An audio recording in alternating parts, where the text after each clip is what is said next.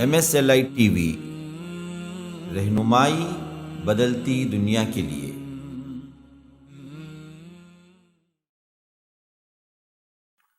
ان الحمد لله نحمده ونستعينه ونستغفره ونؤمن به ونتوكل عليه ونعوذ بالله من شرور انفسنا ومن سيئات اعمالنا، من يهده الله فلا مضل له ومن يضلل فلا هادي له، واشهد ان لا اله الا الله وحده لا شريك له، واشهد ان محمدا عبده ورسوله، اما بعد فان خير الحديث كتاب الله، وخير الهدي هدي محمد صلى الله عليه وسلم، وشر الامور محدثاتها وكل محدثة بدعة وكل بدعة ضلالة، وفي رواية وكل ضلالة في النار۔ فأعوذ بالله السميع العليم من الشيطان الرجيم من همزه ونفثه ونفخه، وكذلك جعلناكم أمة وسطا لتكونوا شهداء على الناس ويكون الرسول عليكم شهيدا، وقال تعالى: كنتم خير أمة أخرجت للناس تأمرون بالمعروف وتنهون عن المنكر، اللهم أرنا الحق حقا وارزقنا اتباعه، وأرنا الباطل باطلا وارزقنا اجتنابه، اللهم علمنا ما ينفعنا وانفعنا بما علمتنا وارزقنا علما، رب اشرح لي صدري ويسر لي أمري واحلل عقدة من لسانی یفقہوا قولی۔ اس اللہ کے نام سے ابتدا جس کے ناموں کی کوئی انتہا ہی نہیں۔ وَلَوْ أَنَّ مَا فِي الْأَرْضِ مِنْ شَجَرَةٍ أَقْلَامٌ وَالْبَحْرُ يَمُدُّهُ مِنْ بَعْدِهِ سَبْعَةُ أَبْحُرٍ مَا نَفِدَتْ كَلِمَاتُ اللَّهِ۔ اس ذات اقدس پر کروڑوں درود و سلام ہو جو تمام جہانوں کے لیے رحمت للعالمین بن کے آئے تھے۔ اللہم صلی علی محمد وعلی آل محمد کما صلیت علی ابراہیم وعلی آل ابراہیم انک حمید مجید، وبارک علی محمد وعلی آل محمد کما بارکت علی ابراہیم وعلی آل ابراہیم انک حمید مجید۔ برادران اسلام، واجب الاحترام بزرگوں، دوستوں، عزیز ساتھیوں، اللہ تبارک و تعالی نے اس شریعت مطہرہ کو نازل کیا تو اس کی بنیاد محبت، دوستی، بھائی چارگی، خیر خواہی پر رکھی۔ اسی لیے اللہ کے رسول صلی اللہ علیہ وسلم نے کل دین کو ہی خیر خواہی کا نام دیا۔ صحیح بخاری کے اندر یہ روایت موجود ہے کہ فرمایا کہ الدین النصیحہ، دیکھو دین سراپا خیر خواہی ہے، سراپا نصیحت ہے۔ پوچھا گیا کس کے لیے خیر خواہی ہے اللہ کے رسول صلی اللہ علیہ وسلم، کہ فرمایا کہ للہ ولکتابہ ولرسولہ ولأئمۃ المسلمین وعامتہم، اللہ کے لیے خیر خواہی، اس کے رسول کے لیے خیر خواہی، اس کے اماموں کے لیے خیر خواہی، کتابوں کے لیے خیر خواہی، ائمہ مسلمین کے لیے خیر خواہی، مسلمانوں کے لیے خیر خواہی، وعامتہم، ہر کس ناکس ہر انسان کے لیے خیر خواہی۔ سب کی خیر چاہنا، سب کی بھلائی چاہنا، یہی اسلام کا بیز ہے، خاص کر معاشرتی اعتبار سے۔ میں گزشتہ کا جو مضمون چھوڑا تھا وہیں سے آج شروع کروں گا۔ درمیان میں 2-3 ٹاپک ایسے آ گئے تھے جو اس مضمون سے ریلیٹڈ نہیں تھے، لیکن حالات کے تحت مجھے آپ کے سامنے ان مضامین پر گفتگو کرنا پڑا۔ وہی چیز جو میں پہلے بیان کرتا آ رہا ہوں کہ بنیادی اصلاحات اگر ہم صحیح کر لیں گے تو سطحی طور پر جو شاخیں ہیں اس کی خود بخود صحیح ہو جائیں گی۔ ان میں سب سے پہلے آپ کو میں بتلایا تھا کہ توحید کامل اگر ہمارے اندر آ جائے، پھر اس توحید کو قبول کر کے اس کے لیے دعوت کے منازل ہم طے کریں، پھر اس کو طے کرتے ہوئے معاشرتی اصلاح کے طور پر آگے آئیں، تو معاشرے کی یکائی کے اعتبار سے میں نے آپ کو بتایا تھا کہ میاں بیوی شادی ایسی چیز ہے جو اس معاشرے کی یکائی ہے، اور اس معاملے میں 2-3 جمعہ اس کے لیے میں نے وقف کیا۔ خالص شادی انسانی زندگی پر شریعت اسلامیہ کی نظر میں ایک اہم ترین عبادت ہے جس کو پورا کرنا ہے، اور آج سب سے زیادہ اسی کے اندر ہماری کوتاہیاں ہیں۔ بچوں کی عمریں نکل جاتی ہیں، بچیوں کی عمریں نکل جاتی ہیں، لیکن ہم شادی اس وقت کرتے ہیں جب ہمارے رسم و رواج کے مطابق وہ چیزیں، وہ رشتے سیٹ ہوتے ہیں، ورنہ شریعت نے آپ کے لیے اتنا لیٹ کرنا یا ڈھونڈنے کے لیے آپ کو تکلیف نہیں دی۔ اس معاملے میں نے بتایا تھا کہ کتنی آسانی اللہ تبارک و تعالی نے معاشرے میں رکھا ہے کہ ایک صحابی کو جب شادی کی ضرورت پیش آئی اور انہوں نے کہا کہ اللہ کے رسول میں اس سے شادی کرنا چاہتا ہوں، تو اللہ کے رسول نے فرمایا کہ مہر کے لیے اگر لوہے کی ایک انگوٹھی ہو لے آؤ، لوہے کی ایک انگوٹھی بھی لے آؤ تو میں تمہیں شادی کر کے رکھ دیتا ہوں۔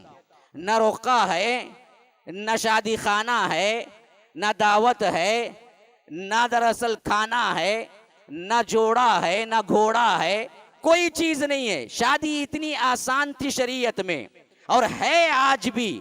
ہم نے دراصل اس کو مشکل بنایا۔ تو میں نے بتایا تھا کہ اس ماحول کو اگر ہم تبدیل کرنے کی ٹھانے، اور جب تک ہم اس کو معاشرے کی یکائی کے طور پر نہ سمجھیں گے اور اس کی اصلاح نہیں کریں گے، تو ہمارا معاشرہ اسلامی معاشرہ بن نہیں سکتا۔ تو اس تسلسل سے اب آگے آئیے، جب ان شادی کے رسومات کو ہم پورے کے پورے نکل آئیں گے اور یہاں سے ہمیں اسلامی طریقے سے اپنے اعمال کو درست کرنے میں ہم کو مدد ملے گی، تو یاد رکھیے اس کے بعد شخصی اعتبار سے جو معاشرہ تیار ہوگا وہ معاشرہ ہوگا اصلاح پر، وہ معاشرہ ہوگا خیر خواہی پر، وہ معاشرہ ہوگا ہمدردی پر، وہ معاشرہ ہوگا دوستی پر، وہ معاشرہ ہوگا بھائی چارگی پر، بعینی ہی اسی طرح جس طرح اللہ کے رسول صلی اللہ علیہ وسلم نے اپنا معاشرہ بنوایا۔ آپ کو معلوم ہے ہجرت نبوی کے بعد اللہ کے رسول صلی اللہ علیہ وسلم مدینہ پہنچتے ہیں، اعلان ہوتا ہے کوئی مسلمان جہاں کہیں بھی ہو وہ ہجرت کر کے مدینہ آ جائے، کہ اللہ کے رسول صلی اللہ علیہ وسلم نے سب کو اعلان کر دیا، اور قرآن کے اندر بھی یہ آیت اتر گئی کہ دیکھو اگر کوئی ہجرت نہیں کرتا ہے، ہاں مالکم من ولایتہم حتی یہاجروا، اگر یہ ہجرت کر کے نہیں آئیں گے تو ان سے کوئی دوستی نہیں، کوئی ان سے کیا ہے رابطہ نہیں، یہاں تک کہ ہجرت کر کے نہ آ جائیں۔ اعلان عام ہو گیا، جو کوئی مسلمان ہے ہجرت کر سکتا ہے وہ ہجرت کرے، مدینہ پہنچ جائے۔ لیکن اگر ہم کھینچ تان کر بھی ملا لیں تو ہمیں 500 سے زیادہ افراد نہیں ملتے جو مہاجرین مکہ چھوڑ کر مدینہ آئے، اور مدینے کے اندر جو مسلمان بستے تھے ان کے پاس اپنی زمین تھی، ان کے پاس اپنا گھر تھا، ان کے پاس مال و دولت، ان کے پاس ہر چیز تھی، لیکن اللہ کے رسول صلی اللہ علیہ وسلم کے بھائی چارگی کرانے سے پہلے، اخوت و رواداری کرانے سے پہلے اصحاب رسول اللہ انصار بڑھ چڑھ کر حصہ لیا۔ لیکن اللہ کے رسول صلی اللہ علیہ وسلم نے اس معاشرے کی بنیاد کے لیے کیا کیا؟ بخاری کے اندر حضرت انس بن مالک کی روایت ہے کہ کہتے ہیں کہ اللہ کے رسول صلی اللہ علیہ وسلم نے ایک گھر میں سب کو جمع کیا اور فرمایا کہ آج میں تمہارے درمیان بھائی چارہ کر کے رکھوں گا، اور ایک انصار کو بلاتے تھے، ایک مہاجر کو بلاتے تھے، دونوں کے ہاتھ میں ہاتھ دیتے تھے اور کہتے تھے کہ آج سے تم بھائی بھائی ہو، آج سے تم بھائی بھائی ہو۔ یہ بھائی خونی رشتہ دار نہیں تھا، یہ بھائی ایک گھر کا نہیں تھا، یہ بھائی ایک ماں باپ کے نہیں تھے، لیکن ایمان کے بھائی تھے جو ان تمام رشتوں پر حاوی تھے، حتی حتیٰ کہ یہ بھائی اپنے اپنی حیثیت سے جو کردار ادا کیے قیامت تک ثابت ہو کر رہے گا. نہ اس سے پہلے کبھی وہ مثال ملی نہ اس کے بعد کبھی مل سکتی ہے کہ وہ بھائی چارگی ایسے ہوئی کہ حتیٰ کہ اللہ کے رسول صلی اللہ علیہ وسلم نے اس بھائی کو وارث بھی قرار دیا. مر گیا تو ترکہ اسی بھائی کو ملے گا. حتیٰ کہ یہ آیت نازل نہیں ہو گئی جو وراثت کی آیت ہے, یوصیکم اللہ فی اولادکم للذکر مثل حظ الانثیین. سورہ نساء کے اندر جب وراثت کے ترکے کی حیثیت سے جو آیت نازل ہوئی, وہ آیت نازل ہونے تک اللہ کے رسول نے وارث کو بھی وہی قرار دیا جو اللہ کے رسول نے بھائی بنایا تھا. اور حضرت عبد الرحمن بن عوف کو بلایا, سعد بن الربیع کو بلایا. عبد الرحمن بن عوف مہاجرین میں سے تھے, سعد ابن الربیع انصار میں سے تھے. اللہ کے رسول صلی اللہ علیہ وسلم نے دونوں کو بلوایا, دونوں کے ہاتھ میں ہاتھ دیا, کہا کہ تم آج سے دونوں بھائی بھائی ہو. یہ بھائی عبد الرحمن ساتھ میں لے کے چلے. سعد ابن الربیع اپنے گھر پہنچے. یہ وہاں مشہور ترین واقعہ ہے جو میں کئی مرتبہ کہہ چکا ہوں, صرف اشارہ دے رہا ہوں کہ کیسی بھائی چارگی, کیسی محبت, کیسی اخوت, کیسی خیر خواہی اصحاب رسول اللہ صلی اللہ علیہ وسلم کے اندر اللہ کے رسول صلی اللہ علیہ وسلم نے پیدا کی تھی. دیکھیے کہ سعد بن الربیع نے کہا کہ تمام اثاثہ میں جوڑ دیتا ہوں گھر کا, اور آدھا آپ کا ہے آدھا میرا ہے. 2 باغ ہیں, ایک باغ تمہارا ہے ایک باغ میرا ہے. حتیٰ کہ 2 بیویاں ہیں, ابھی پردے کا حکم نازل نہیں ہوا تھا. کہا کہ دیکھ لو جس کو تم پسند کرتے ہو میں طلاق دے دیتا ہوں, عدت کے بعد شادی کر لینا. سگا بھائی آج کر سکتا ہے؟ یہ اخوت و رواداری کس نے سکھائی؟ اس قوم کو جو کہ تلوار سے کھیلنا ان کے بائیں ہاتھ کا کھیل تھا. ڈاکو انہی کے اندر ہوا کرتے تھے, چوری عام تھی, زنا عام تھا. اپنے باپ کے دشمن اور قاتل کا بدلہ جب تک نہیں لیتے تب تک چین سے نہ بیٹھتے تھے. ایک چھوٹی چھوٹی بات پر لڑائی نکلتی تھی تو 200 سال چلتی تھی. یہ تھی جہالت کی انتہا. اپنی بیٹیوں کو خود زندہ دفنا دیتے تھے. وَإِذَا بُشِّرَ أَحَدُهُمْ بِالْأُنثَىٰ ظَلَّ وَجْهُهُ مُسْوَدًّا وَهُوَ كَظِيمٌ کہ خود اپنے ہاتھوں سے دفنانا ان کے لیے عار نہ تھا, ان کے لیے شرم کی بات نہ تھی. اس معاشرے میں اس حد تک اعلیٰ پیمانے پر اللہ کے رسول صلی اللہ علیہ وسلم نے اخلاق پیدا کیے تو کس کے ذریعے سے؟ اسلام کے ذریعے سے, قرآن کے ذریعے سے, معاشرتی طور پر اخلاقیات کے ذریعے سے. وہی حدیث و قرآن آج بھی موجود ہیں, لیکن ہمارے اندر یہ بھائی چارگی, یہ خیر خواہی کیوں نہیں آتی؟ تو اس حیثیت سے معاشرے کو آپ دیکھیں. ہماری سوسائٹی کے اندر اگر ہم واقعتاً ایماندار ہیں, واقعتاً مومن ہیں, واقعتاً مسلم ہیں, تو اپنے ماحول کے اعتبار سے ہم کس طرح ایک دوسرے کا خیال رکھتے ہیں؟ تو معاشرتی اعتبار سے سب سے اہم ترین چیز اس تناظر میں آپ دیکھیں, سب سے پہلی چیز گناہ سے معاشرے کا مبرہ ہونا, معاشرہ گناہ سے پاک ہونا. اصلاحی اعتبار سے سب سے اہم ترین چیز نکاح ہونا, زنا نہ ہونا. اب یاد رکھو, خیر خواہی کے اعتبار سے صرف یہی نہیں ہے کہ کسی کی مدد کر دینا. خیر خواہی کے اعتبار سے سب سے اہم ترین چیز ہے اپنی اور لوگوں کی اصلاح کرنا, اور اس اصلاح میں بے حیائی سے مبرہ ہونا سب سے اہم ترین خیر خواہی ہے. اللہ کے رسول صلی اللہ علیہ وسلم نے فرمایا کہ انصر اخاک ظالما او مظلوما. دیکھو, ظالم کی بھی مدد کرو, مظلوم کی بھی مدد کرو. صحابہ رسول اللہ صلی اللہ علیہ وسلم نے پوچھا کہ اللہ کے رسول, مظلوم کی مدد تو سمجھ آتی ہے, لیکن ظالم کی کیسے مدد کریں ہم؟ ظالم کی مدد ہم کیسے کریں؟ کہا کہ ظلم سے روکنا اس کی مدد کرنا ہے. تو معاشرے کے اندر جو برائیاں ہیں, اس برائیوں کو روکنا, ان برائیوں کو روکنے کے لیے کوشش کرنا, بے حیائی کو روکنا, اس کے لیے اپنے آپ کو اور اپنے خاندان والوں کی اصلاح کرنا تم پر ضروری ہے. یہ خیر خواہی ہے, کیونکہ خیر خواہی کے بنیاد پر ہی ہمارا معاشرہ قائم ہے. آج ہمارے اندر ایک تو شادیاں لیٹ اور فحاشی عریانی عام ہے اور زنا عام ہے. سب سے پہلی چیز ذہن میں رکھیے مسلمانوں، زنا ظلم ہے. زنا گناہ ایک نہیں ہے، صرف ظلم ہے. اسی لیے اللہ تبارک و تعالی نے اسے حرام کیا کہ ایک عورت سے لطف اٹھانا اور اس کی ذمہ داری کو قبول نہ کرنا، یہ دراصل اس کے لیے سب سے اہم ترین ظلم ہے. اور اس ظلم کو روکنے کے لیے یہ اللہ تبارک و تعالی نے زنا کو حرام کیا، بلکہ اس کے قریب بھی نہ جانے کا حکم دیا. اسی طرح معاشی اعتبار سے آپ دیکھیں، استحکام جس میں ہے وہ اللہ تبارک و تعالی نے جو مال دیا ہے اس مال کو خرچ کرنے میں ہے، یا قرض دینے میں ہے، یا اگر اس کی مدد کرنے میں ہے، یا تجارت کے ذریعے بڑھوانے میں ہے، لیکن سود میں نہیں ہے. کیوں؟ سود ظلم ہے، سود سے خیر خواہی نہیں ہو سکتی. اسی واسطے سود کو اللہ تبارک و تعالی نے حرام کیا اور تجارت کو اللہ نے حلال کیا. وَأَحَلَّ اللَّهُ الْبَيْعَ وَحَرَّمَ الرِّبَا.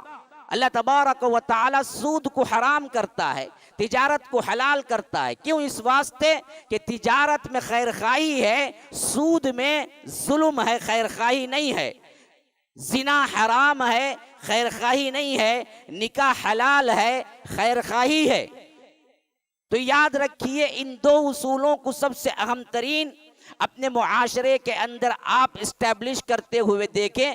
اگر ظلم سے پاک معاشرہ چاہتے ہو تو سب سے اہم ترین چیز تمہارے اندر بے حیائی اور برائی اور ناجائز کھانا، کسی کا مال ہو یا کھانا ہو یا عزتیں ہو، یہ تمام کی تمام چیزیں اللہ تبارک و تعالی نے حرام کیا ہے. اسلامی معاشرے کی ایک عکاسی دیکھیے جو حجرات میں اللہ تبارک و تعالی کرتا ہے.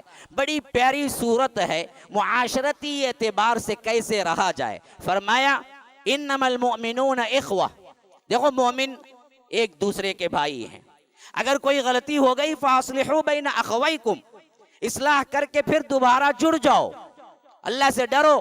اللہ تبارک و تعالی تمہارے لیے یہی حکم دیتا ہے. حتیٰ کہ لڑائی بھی ہو جائے تب بھی تم وہ دونوں بھائی بھائی ہی ہیں.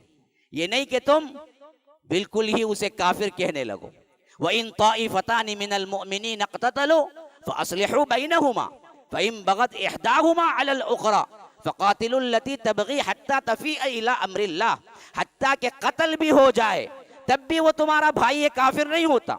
ایک انسان ایک مسلمان کو قتل کر دیتا ہے، میں پوچھتا ہوں وہ کافر ہوتا ہے؟ نہیں ہوتا. وہی ایک مسلمان شرک کرتا ہے، ایک مسلمان نماز ترک کرتا ہے، اس معاملے میں علماء متفق ہیں کہ وہ کافر ہوتا ہے، وہ مشرک ہوتا ہے. لیکن قتل کرتا ہے، گنہگار ہوتا ہے، کافر نہیں ہوتا. بھائی چارگی باقی رہتی ہے. اسی لیے فرمایا وَإِن طَائِفَتَانِ مِنَ الْمُؤْمِنِينَ اقْتَتَلُوا. دو مومنین، دو گروہ، دونوں مومن ہیں، اگر ان کے اندر بھی قتال ہو جائے تو وہ بھائی بھائی ہیں، ان کی اصلاح کی کوشش کرنی چاہیے. تو ہر حیثیت سے تم رواداری، بھائی چارگی اپنے اندر اختیار کیے رکھو. چھوٹے چھوٹے معاملات پر سلام نہ کرنا، چھوٹے چھوٹے معاملات پر اپنی زندگی سے کیا ہے بالکل ہی لوگوں کو منقطع کر دینا، گالی دے دینا، قیامت تک کے لیے نہ آنے کی قسمیں کھا لینا، یہ تمام چیزیں اللہ تبارک و تعالی نے نہیں سکھایا. سکھایا تو کیا سکھایا؟ یا ایھا الذین آمنوا لا یسخر قوم من قوم عسى ان یکونوا خیرا منہم ولا نساء من نساء عسى ان یکن خیرا منہن ولا تلمزوا انفسکم ولا تنابزوا بالالقاب بئس الاسم الفسوق بعد الایمان ومن لم يتب فاولئک هم الظالمون. یا ایھا الناس انا خلقناکم من ذکر وانثى وجعلناکم شعوبا وقبائل لتعارفوا ان اکرمکم عند اللہ اتقاکم. کہ لوگوں سنو، لا یسخر قوم من قوم عسى ان یکونوا خیرا منہم. کوئی قوم، کوئی مسلمان کسی دوسرے مسلمان بھائی کا مذاق نہ اڑائے. ہو سکتا ہے اللہ تبارک و تعالیٰ کے ہاں وہ اس سے معزز ہو. کوئی عورت کسی مسلمان عورت کا مذاق نہ اڑائے، ہو سکتا ہے وہ اللہ تبارک و تعالیٰ کے نزدیک بلند ہو. ولا تلمزوا انفسکم ولا تنابزوا بالالقاب. برے القاب سے نہ پکارو. بئس الاسم الفسوق بعد الایمان. کہ یہ سب کے سب چیزیں فسق ہیں اور ولا تنابزوا ولا یغتب بعضکم بعضا کہ ایک دوسرے پر برے القاب سے ایک دوسرے کی غیبت نہ کرو، ایک دوسرے کے پیچھے باتیں نہ بناؤ، ایک دوسرے کا ہنسی مذاق نہ اڑاؤ، ایک دوسرے کا تمسخر نہ اڑاؤ۔ اللہ تبارک و تعالی اصلاح معاشرہ کے اعتبار سے ہمیں سمجھاتا ہے کہ غیبت نہ کرو، ایک دوسرے کا مزہ۔ آج ہمارا معاشرہ کیا ہے؟ 4 آدمی ہی صحیح جو مل کے رہتے ہیں، اس کے اندر ہزاروں قسم کی غیبتیں ہوتی ہیں، ہزاروں قسم کے ٹھٹا مذاق ہوتے ہیں۔ اسی واسطے کبھی کبھی دلوں کے اندر ایسی گرہ لگ جاتی ہے کہ قیامت تک وہ مل نہیں پاتے، اور یہ دراصل آگے بڑھتے بڑھتے دشمنی کے اس حد تک پہنچ جاتا ہے کہ لوگ ایک دوسرے کی براسی چاہ کر لوگوں کو متنفر کرنا شروع کر دیتے ہیں۔ ہمارے دوستوں میں بھی ہوتا ہے، گھروں میں بھی ہوتا ہے، حالانکہ اللہ کے رسول صلی اللہ علیہ وسلم نے غیبت کے سلسلے میں اس حد تک فرمایا کہ وہ دراصل ایسی چیز ہے جو انسان کو سب سے برا ثابت کرنے کے لیے کافی ہے کہ مردہ بھائی کا مرے ہوئے، حدیث کے اندر نہیں بلکہ قرآن کے اندر یہ لفظ ہے، اَيُحِبُّ أَحَدُكُمْ أَن يَأْكُلَ لَحْمَ أَخِيهِ مَيْتًا فَكَرِهْتُمُوهُ۔ غیبت کیا ہے؟ غیبت یہ ہے کہ تم اپنے مردہ مرے ہوئے بھائی کا گوشت کھانا پسند کرو گے، اپنے مردہ سگے بھائی کا گوشت۔ عام میت کا ہی گوشت نہیں کھائیں گے، عام میت کسی کی رکھی ہوئی ہے اس کا گوشت کھانا پسند کریں گے؟ اللہ کہتا ہے کہ غیبت اتنا بڑا گناہ ہے، عام مردوں کا نہیں بلکہ اپنے سگے مرے ہوئے بھائی کا گوشت کھانا پسند کرو۔ ایحب احدکم ان یاکل لحم اخیہ میتا فکرہتموہ، کراہت نہیں کرو گے، یہی ہے غیبت۔ اچھا، ہم آپ کیا سوچے ہیں اس سلسلے میں؟ ہمارے ہاں غیبت کیا سمجھی جاتی ہے؟ ہمارے ہاں غیبت اس کو سمجھا جاتا ہے کہ اس کے پیٹھ پیچھے وہ برائی کرے جو اس میں نہیں ہے، اسے کہتے ہیں کیا بھائی ایسا بولتے انہیں نہیں کرتا نا انہیں۔ جس کے اندر وہ برائی موجود ہے اس برائی کا ذکر کرنے میں ہمیں کبھی بھی شک نہیں ہوتا، اور ہم اس کو غیبت سمجھتے ہی نہیں ہیں، حالانکہ یہی غیبت ہے۔ یاد رکھیے، جس کے اندر برائی ہے اس برائی کو ہی اس کے غائب میں ذکر کرنا وہی غیبت ہے۔ وہ برائی ہی نہیں ہے تو اللہ کے رسول نے فرمایا وہ غیبت نہیں ہے، وہ بہتان ہے، غیبت سے بھی بڑا گناہ۔ مثلا کسی کے اندر کوئی برائی ہے، کوئی عیب ہے، ہاں ظاہر میں ہے اس کے اندر وہ عیب، اب اسی عیب کو آپ دوسرے مسلمان بھائی سے کیا کر رہے ہیں؟ ذکر کر رہے ہیں کہ فلاں کے اندر یہ عیب ہے، وہ عیب ہے اس کے اندر، لیکن اس کے سامنے نہیں، اس کے غائب میں ذکر کر رہے ہیں۔ تو اللہ کے رسول نے فرمایا یہی غیبت ہے، جب وہ سنے تو اس کو برا محسوس ہو۔ صحابہ نے پوچھا یہ تو اس کے اندر ہے نا، وہی تو ہم بیان کر رہے ہیں، کہ اللہ کے رسول نے کہا اس کے اندر جو ہے وہی بیان کرنا غیبت ہے۔ اگر اس کے اندر وہ برائی تھی ہی نہیں، تم نے اس کو بیان کیا تو یہ غیبت نہیں، بہتان ہے، جو اس سے بڑا گناہ ہے۔ آج ہماری 24 آورز کی زندگی میں اگر ہم سمجھ لیں کہ 4 گھنٹے بات کر رہے ہیں تو پکا اس میں 1 گھنٹہ غیبت پر مشتمل ہوتا ہے، فلاں ایسا ہے، فلاں ویسا ہے، فلاں یوں ہے، فلاں یہ ہے، یہاں تک کہ ہم وہ تمام چیزیں بھی اس کے کھاتے میں ڈال دیتے ہیں جو اس کے پاس تھے ہی نہیں، جو تھے اس کو تو ہم گناہ ہی نہیں سمجھتے، ہاں۔ لیکن اللہ کے رسول صلی اللہ علیہ وسلم نے فرمایا کہ جو ہے وہ بھی بیان کرنا خطا ہے، وہی غیبت ہے۔ اللہ کے رسول صلی اللہ علیہ وسلم، بعض روایتوں کے اندر امہات المومنین کے سلسلے میں بات آئی ہے، کوئی ام المؤمنین کسی کے بارے میں کہا کہ اللہ کے رسول وہ جو بالکل کیا ہے، قد کی کیا ہے، کم قد کی ہے، اور اس طرح اشارہ کر کے مسکرائی تنزن۔ تو اللہ کے رسول صلی اللہ علیہ وسلم نے فرمایا کہ اگر اس بات کو سمندر کے پانی میں ڈال دیا جائے تو سمندر کا پورا پانی کڑوا ہو جائے، حالانکہ وہ تھی ہی کم قد کی ہی ہے۔ اسی کم قد کو انہوں نے صرف تنزن یا آ کر یوں ادا کیا کہ اس سے مذاق نکل رہا تھا، تو اللہ کے رسول نے کہا کہ اس لفظ کو اگر سمندر کے پانی میں ملا دیا جائے تو سمندر کا پورا پانی کڑوا ہو جائے. حالانکہ حقیقتاً آج ہمارے اندر فلاں کو یہ کالو بولنا، فلاں کو کیا ہے ایسا بولنا، فلاں کو ویسا حالانکہ پوچھا جائے تو ہم کہتے ہیں کہ مولوی صاحب وہ تو ہے ہی نا. یاد رکھو جو ہے وہی بولنا ہی غیبت ہے، جو نہیں ہے وہ بولیں گے تو وہ تو کیا ہے غیبت نہیں بہتان ہو جاتا ہے. یہ اور بات ہے کہ کوئی شناخت کے لیے بولتا ہے، اس سے وہ مشہور ہو چکا ہے، وہ الگ بات ہے. لیکن برائی ایسے کرنا کسی شخص کی غائبانہ جو وہ سنے تو برا محسوس کرے، یہ غیبت ہے. اور اس غیبت کو اللہ تبارک و تعالی نے فرمایا اتنا بڑا گناہ ہے کہ وہ تم اپنے سگے مرے ہوئے بھائی کا گوشت کھانا ہے نا، اس سے بھی بدتر ہے. اب ہم سوچیں کہ کس حیثیت سے بڑے آرام کے ساتھ ہم غیبتیں کرتے ہیں. اور اسی طرح فرمایا کہ وَلَا تَنَابَزُوا بِالْأَلْقَابِ، برے القاب سے نہ پکارو، نک نیم، اور وہ بھی کیا ہوتے ہیں برے. ہر وقت اس کو مذاق کے ساتھ پکارنا، اس کو تکلیف دینا، اللہ تبارک و تعالی نے منع کیا ہے. ہاں اچھے الفاظ کے ساتھ یاد کرنا یہ بالکل صحیح ہے.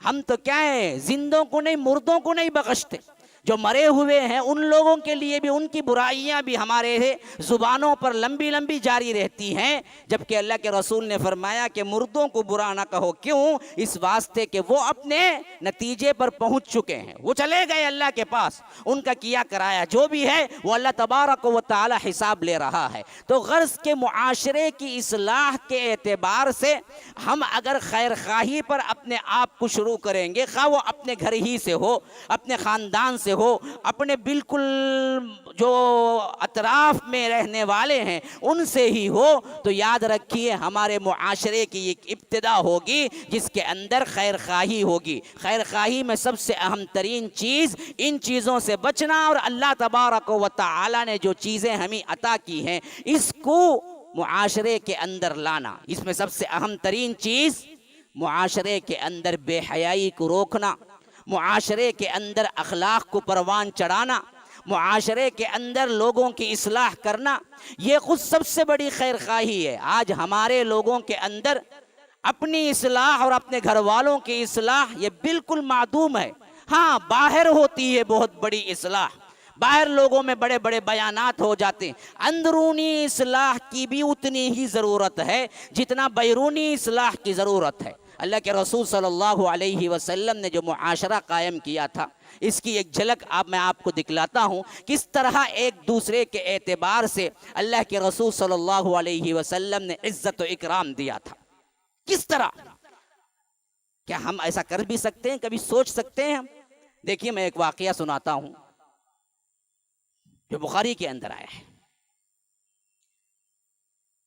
ہوا یہ کہ ابو ذر غفاری ایک صحابی ہے، اور وہ ابو ذر کون ہے پتہ ہے؟ اللہ کے رسول صلی اللہ علیہ وسلم کے نزدیک بڑے ہی بزرگ صحابہ میں سے ہیں. بعض جگہ تو اللہ کے رسول صلی اللہ علیہ وسلم نے فرمایا کہ ابو ذر آسمان کے نیچے سب سے زیادہ سچا شخص ہے، تحت ادیم السماء. وہ ابو ذر زہد و ورع کے اعتبار سے سب سے بلند ترین مقام پر صحابہ کے اندر پائے جاتے ہیں. وہ ابو ذر جو غفاری سردار تھے اور غفاریوں کے اہم ترین اشخاص میں سے ایک تھے. وہ ابو ذر جو مکہ آئے، اسلام قبول کیے، اللہ کے رسول صلی اللہ علیہ وسلم نے روکا کہ تم اس کا اظہار نہ کرو ورنہ یہ لوگ تمہارے ساتھ سب سے برا سلوک کریں گے. لیکن یہ دوسرے دن آئے، حرم میں اعلان کیا اور اپنے ایمان کا بھی اعلان کیا، قرآن بھی پڑھے، جس کی پاداش میں ایسی مار کھائی کہ چہرہ اور جسم پورا لہو لہان ہو گیا. اللہ کے رسول نے کہا کہ ابو ذر اسی لیے تو میں نے کہا تھا کہ تم اعلان نہ کرنا. لیکن ابو ذر نے کہا کہ اللہ کے رسول، اللہ کی قسم، یہ مار میں وہ لذت جو تھی، جو میٹھاس جو میں نے پائی تھی، اگر آپ حکم دیں تو کل میں پھر دوبارہ یہی کرنے کے لیے تیار ہوں. لیکن اللہ کے رسول نے کہا کہ ابو ذر نہیں، اب چلے جاؤ اپنے قبیلے میں، اور اسلام کو جب غلبہ مل جائے اس وقت تم آ جانا. یہ ابو ذر جن کی اسلام دوستی، اسلام کے لیے مر مٹنا، اسلام کے لیے قربانی دینا، اللہ کے رسول صلی اللہ علیہ وسلم کے لیے اپنے آپ کو تج دینا، اور اسلام میں اتنا بلند مقام ہونے کے باوجود معاشرتی غلطی کے اعتبار سے دیکھیے اللہ کے رسول صلی اللہ علیہ وسلم کس طرح کہتے ہیں یا رب. یہ سوچنے کی چیز ہے. کہتے ہیں کہ ایک مرتبہ میں نے حضرت بلال کو، ایک روایت میں ہے کہ ایک غلام کو، لیکن دوسری روایت میں ہے کہ وہ غلام بلال ہی تھے، بلال کو ان کے کالے پن کی گالی دی. یعنی منہ سے غصے میں کیا نکل گیا کہ اے کالی کلوٹی کے بیٹے، اے کالی ماں کے بیٹے، یا یوں کہہ دیا کہ اے کالے. حالانکہ کالے ہی تھے، لیکن حضرت بلال کو بڑی دلی طور پر دکھ ہوا. مجھے کالا کہہ کے پکارتے ہیں، مجھے ماں کی غیرت دلاتے ہیں، کالی کے بیٹے، کالے کلوٹے کے بیٹے. بس یہ سننا تھا. اللہ کے رسول صلی اللہ علیہ وسلم کے پاس پہنچے، کہا کہ ابو ذر نے مجھے اس طرح کہا. اللہ کے رسول کہا کہ کالی کلوٹی کے بیٹے، کالی ماں کے بیٹے. اللہ کے رسول صلی اللہ علیہ وسلم ابو ذر کو بلایا. ابو ذر آئے تو اللہ کے رسول نے فرمایا یا ابا ذر، اے ابو ذر، انک امرؤ فیک جاہلیہ. یا رب، کہا کہ ابو ذر تمہاری زندگی میں ابھی جاہلیت باقی ہے. اسلام کا مترادف لفظ ہے جاہلیت. جاہلیت اسلام کی ضد ہے، اور وہ جاہلیت جو اسلام سے پہلے تھی پھر کبھی قیامت تک نہیں آئے گی. خالی ایک لفظ، وہ بھی حقیقت پر مبنی تھا، اور وہ بھی غصے میں کہہ گئے تھے، اور جو تھا وہ حضرت بلال پر تھا، اور بلال واقعتاً کالے کلوٹے تھے. لیکن ابو ذر جیسی شخصیت کو اللہ کے رسول صلی اللہ علیہ وسلم نے بخشا اور اتنا کڑا لفظ استعمال کیا. کہا کہ ابو ذر تمہارے اندر ابھی جاہلیت باقی ہے، کیا تم ماں کی گالی دیتے ہو؟ کہا کہ اللہ کے رسول یہ جاہلیت ہے؟ کہا کہ ہاں یہ جاہلیت ہے.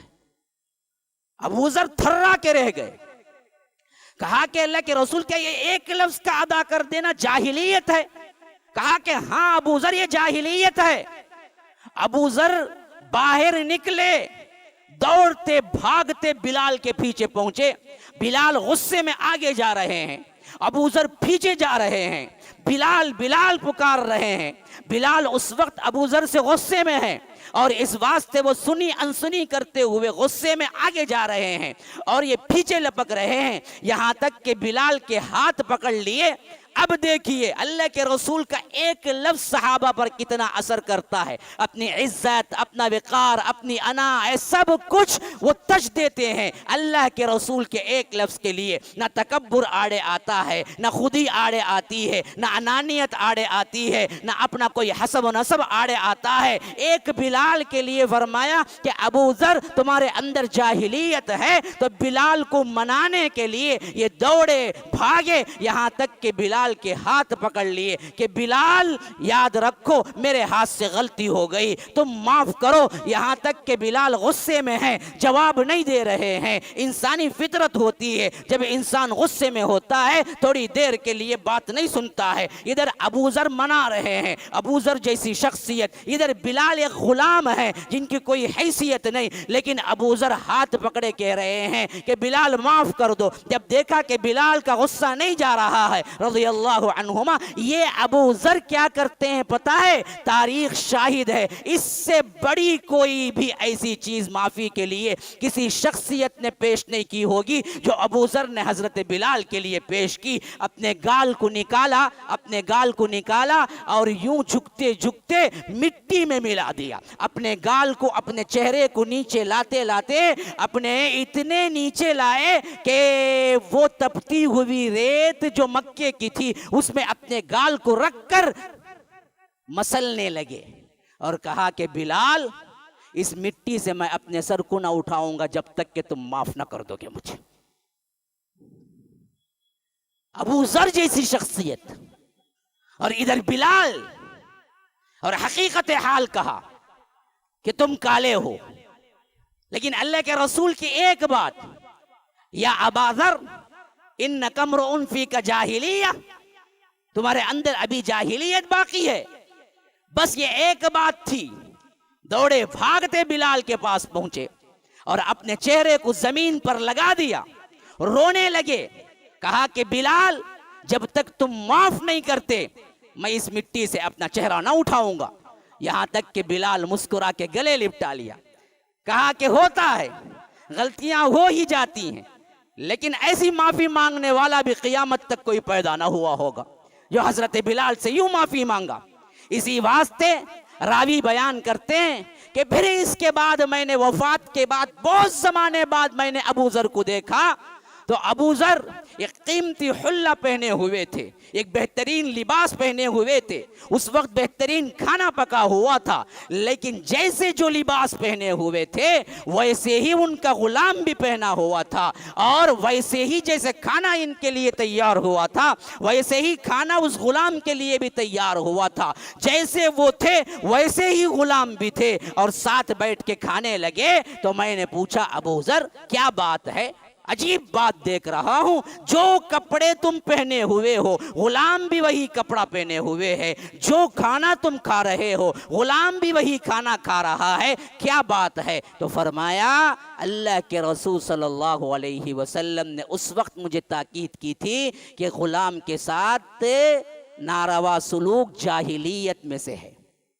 وہ بات مجھے ابھی تک یاد ہے، وہ بات مجھے ابھی تک یاد ہے۔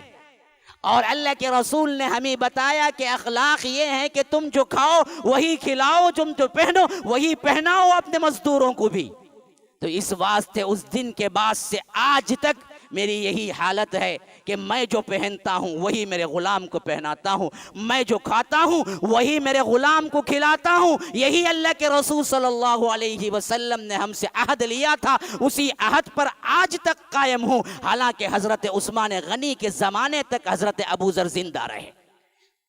ابو بکر صدیق کا زمانہ 2.5 سال، حضرت عمر کا زمانہ 10 سال، حضرت عثمان کا زمانہ 12 سال، تقریباً اتنے سالوں تک اپنی روش نہ بدلائی۔ صرف یہ ایک واقعہ جو اللہ کے رسول صلی اللہ علیہ وسلم نے فرمایا کہ یا ابا ذر انک امرؤ فیک جاہلیہ، اس کے جواب میں اپنی پوری زندگی کو تبدیل کیا، اس حد تک تبدیل کیا کہ آخری وقت میں جب دیکھا اس وقت بھی اپنے اوپر جو لباس تھا اپنے غلام کے اوپر بھی وہی لباس تھا۔ ہم اس کان سے سنتے ہیں، اس کان سے چھوڑتے ہیں، بلکہ سنتے وقت ہی یہ نیت سے سنتے ہیں کہ عمل کون کرتا ہے بھائی؟ ہاں یہ جاتے ہیں مولانا چیختے ہیں، بس ہم سن کے آ جاتے ہیں، عمل کون کرتا ہے بھائی؟ یاد رکھو صحابہ کا عمل کیسے تھا معاشرتی اعتبار، خالی نماز روزہ حج زکوٰۃ کے اندر پورا اسلام نہیں ہے مسلمانوں، یہ پورا ایک عمارت ہے، ایک معاشرہ ہے۔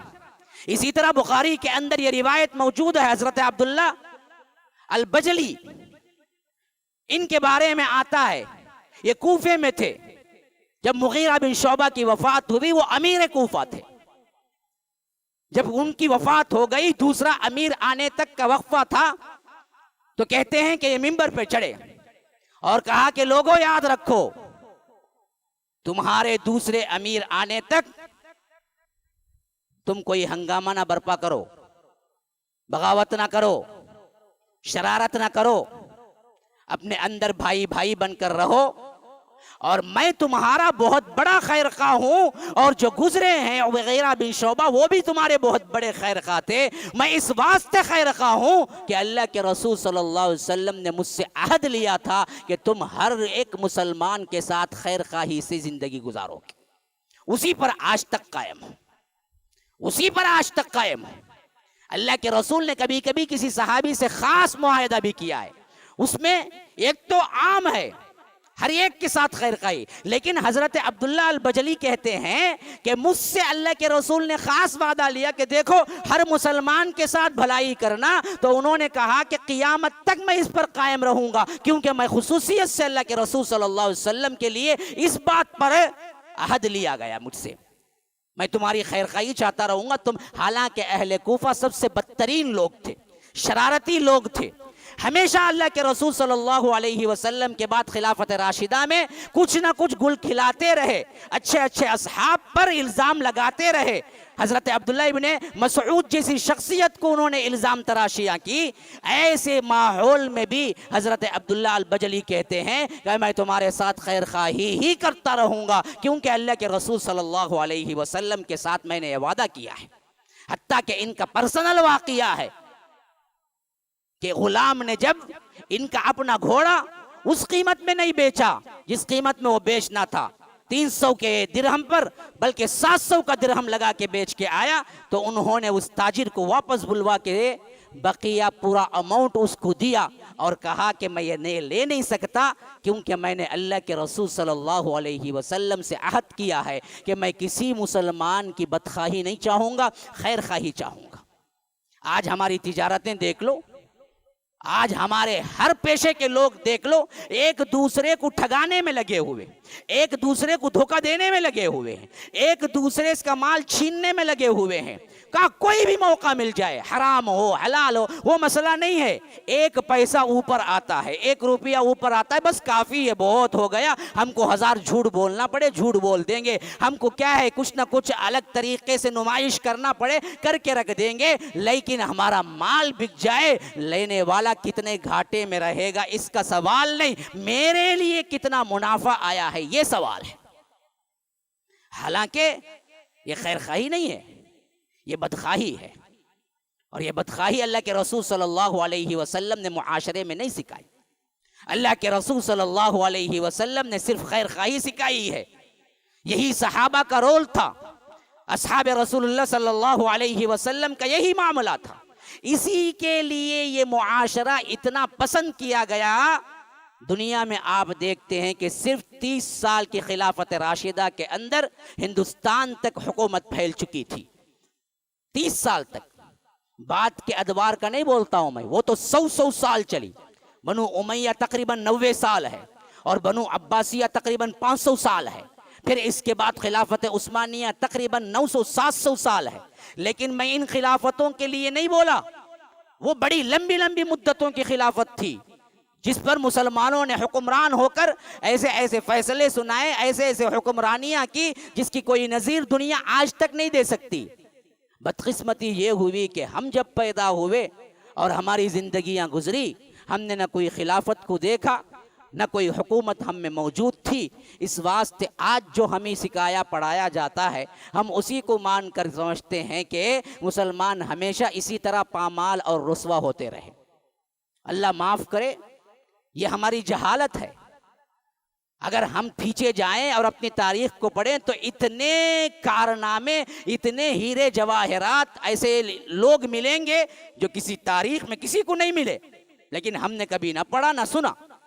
لیکن میں مثال دے رہا ہوں صرف 30 سال کی، خلافت راشدہ کے 30 سال آپ اٹھا لیجئے، جس رواداری اور خیر خواہی کے ساتھ حضرت ابو بکر عمر عثمان علی رضی اللہ عنہم نے اس سیاست کو انجام دیا، جس کی وجہ سے پورا عالم اسلام میں ان کے انصاف کی دھاگ بیٹھ گئی، وہ صرف اور صرف خیر خواہی پر مبنی تھا۔ کسی کے لیے کوئی الگ چیز، الگ قانون نہیں بنایا گیا، خواہ وہ امیر کا لڑکا ہو، غریب کا لڑکا ہو، ہر ایک کے لیے قانون ایک تھا، اور ہر ایک کے ساتھ خیر خواہی کی جاتی رہی، خواہ وہ کافر ہو، خواہ وہ مسلم ہو، خواہ وہ ذمی ہو، ہر ایک کے لیے قانون ایک تھا۔ کوئی نہیں، ایک ذمی کو حضرت عمر نے دیکھا کہ جزیہ ادا نہیں کر سکتا ہے، پوچھا کہ کیوں نہیں ادا کرتے؟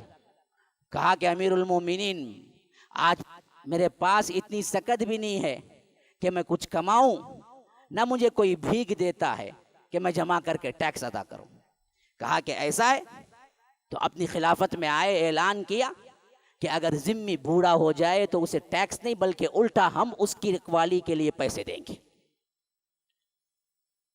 خیر خواہی دیکھیے، حضرت عمر جا رہے تھے، ایک عورت اپنے شوہر کے فراق میں کچھ نظمیں پڑھ رہی تھی، یعنی کچھ اشعار جو حضرت عمر کے کان سے ٹکرائے۔ حضرت عمر نے سنا تو اس کا معنی یہ تھا کہ وہ شوہر کے فراق میں رو رہی ہے، اور شوہر کہاں ہے جی؟ شوہر کہیں دوسری جگہ نہیں گیا ہے، شوہر جہاد فی سبیل اللہ میں گیا ہوا ہے. حضرت عمر سیدھے گھر آئے, پوچھا فلاں عورت جو رو رہی تھی اپنے شوہر کے فراق میں, یہ شوہر ہمارے کس جہاد کے گروپ میں کہاں پر ہے, فوری طور پر مجھے اطلاع دلاؤ. تو انہیں بتایا گیا کہ فلاں فلاں جگہ جہاد پر گیا ہوا ہے. کتنی مدت ہو گئی؟ کہا گیا کہ اتنی مدت ہو گئی. پھر سیدھے اپنی بیٹی کے پاس آئے. کون؟ امہات المومنین میں سے کون؟ ام المومنین حضرت حفصہ, جو اللہ کے رسول صلی اللہ علیہ وسلم کی بیوی ہیں, حضرت عمر کی بیٹی ہے.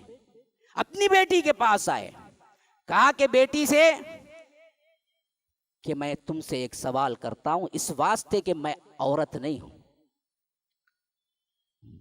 میں خود فیصلہ اٹھانے کے بجائے سوال تم سے آ کے اس واسطے کر رہا ہوں کہ میں عورتوں کے جذبات کو نہیں سمجھ سکتا. بتاؤ ایک عورت اپنے شوہر سے کتنے دن دور رہ سکتی ہے؟ حضرت حفصہ نے سوچ کے جواب دیا کہ میں سمجھتی ہوں ایک عورت اپنے شوہر کے بنا 4 مہینے تک صبر کر سکتی ہے, بس اس سے زیادہ صبر نہیں کر سکتی.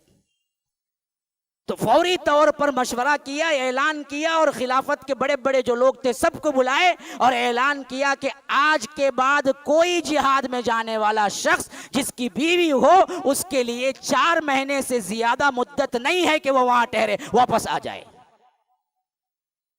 خالی ایک عورت کا رونا, وہ بھی اللہ حضرت عمر کے پاس شکایت لے کے نہیں آئی تھی, بلکہ اپنے گھر میں بیٹھی غم کھا رہی تھی. لیکن حضرت عمر کی خیرخواہی دیکھو, خیرخواہی دیکھو. قانون بنا دیا, قانون بنا دیا کہ 4 مہینے کی مدت, بس 4 مہینے کے اندر واپس آ جا. آج کتنے لوگ ہیں جو جاب کے لیے سعودیہ گئے, فلاں گئے, فلاں گئے, 2 سال 3 سال چھوڑے رکھا. کیا وہ مشن ہے کہ بالکل بھول جائے؟ کیا کرے گی بیوی؟ آخرکار بدخواہی میں پڑتی ہے, آخرکار بد نگاہی میں پڑتی ہے, آخرکار دوسروں سے تعلقات بنتے ہیں. کیوں یہ سب فحاشی؟ اس واسطے کہ لانگ ٹائم چھوڑ کر جانا ہمارے لیے معمول بن چکا ہے. حالانکہ یہ برداشت نہیں کر سکتی کوئی عورت بھی. بہانہ کیا ہے؟ کمانے جا رہے ہیں بھائی, اسی کو پالنے جا رہے ہیں. ارے وہ پالو جو ساتھ میں رکھ کے تم 4 چٹنی کھلاؤ, کوئی مسئلہ نہیں. تم دور جا کے اسے محلات میں رکھ کے کیا کرتے ہو؟ یہ اسلام کا اصول نہیں ہے. اسی طرح حضرت عمر نے وظیفہ دینا شروع کیا تھا سب کو, سالانہ ایک وظیفہ, ایک مقررہ اماؤنٹ تمہارے اپنے خرچ کے لیے. لیکن اس کے لیے شرط رکھی تھی کہ بچے کو نام کی ابتدا اور وظیفہ کہاں سے شروع ہوگا؟ جب ماں اپنے دودھ کو چھڑا دے گی. یعنی 2 سال کے عرصے میں ماں دودھ پلاتی ہے نا, 2 سال تک وظیفہ نہیں, 2 سال کے بعد بچے کو وظیفہ, کیونکہ ماں کے دودھ پلانا ختم ہوا اور پیسہ آنا شروع ہو گیا گورنمنٹ کی طرف سے. تو ایک مرتبہ جا رہے تھے تو دیکھا کہ ایک عورت اپنے بچے کو دودھ نہیں پلا رہی ہے اور بچہ بڑے چیخ چیخ کے رو رہا ہے. وہ عمر کو نہیں پہچانتی تھی. حضرت عمر نے پوچھا کہ کیوں رو رہا ہے؟ کہا کہ میں بچے کو دودھ چڑانے کی کوشش کر رہی ہوں. کہا کہ کیوں؟ کہا کہ تبھی تو عمر نے اعلان کیا ہے کہ پیسے دیں گے. کہا کہ واللہ عمر تو برباد ہو گیا. یہ کہتے ہوئے سیدھے آئے اور اعلان کیا کہ بچہ جب پیدا ہوتا ہے اسی دن سے ہم وظیفہ دیں گے. کوئی ماں اپنے بچے کو اس واسطے ٹارچر نہ کرے کہ وہ دودھ چھڑا دے کہ گورنمنٹ سے اس کو پیسہ ہے. خیر خواہی, یہ کہتے ہیں خیر خواہی. یہی چیز اصل بنیاد ہے مسلمانوں, اس کو اپنی زندگی میں پکڑو. یہ مت سوچے کہ میں کیا کر, بھائی تم کتنا کر سکتے ہو اتنا کرو, خواہ ایک پیسے کا فائدہ ہی کیوں نہ ہو جائے. تمہارے اندر کتنی وسعت ہے اتنی خیر خواہی چاہو. تم بچے ہو تو بچے کے لحاظ سے خیر خواہی چاہو, جوان ہو تو جوان کے لحاظ سے خیر خواہی چاہو, بڑے ہو گھر کے تو گھر کے بڑے ہونے کی حیثیت سے خیر خواہی چاہو. ہر آدمی اپنے اپنے ماحول کے اعتبار سے خیر خواہی چاہے. بچہ ہے تو دوسروں کو بیزار نہ کرے, ٹارچر نہ کرے. ہاں یہ پلٹا اس کی سائیکل لے جا کے دوسری جگہ رکھ دیا, وہ پریشان. خیر خواہی نہیں ہے, بدخواہی ہے.